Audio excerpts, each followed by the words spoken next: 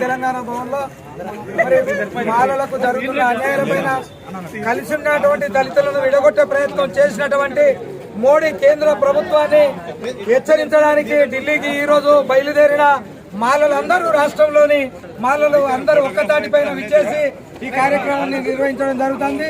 కుట్రపూరితంగా చేసినటువంటి విభజన కోసం మరి ఇది ధర్మాసనం తీసుకున్నటువంటిది ఒక ఏకపక్ష నిర్ణయాన్ని భావిస్తూ మరి త్రివేది బేలా ఎం గారు తీసుకున్నటువంటి నిర్ణయానికి కట్టుబడి పార్లమెంట్ లో 1/3 మెజార్టీ అయ్యేంత వరకు దీన్ని ఆమోదించకుండా దీన్ని వ్యతిరేకిస్తున్నామని చెప్పి మాలమానాడు పక్షాన మేమందరం ముక్త కంఠంతో మరుగుతున్న మాల రక్తం తిరగబడని చెప్తా ఉందని చెప్పి తెలియజేసుకుంటున్నాం. జై భీమ్.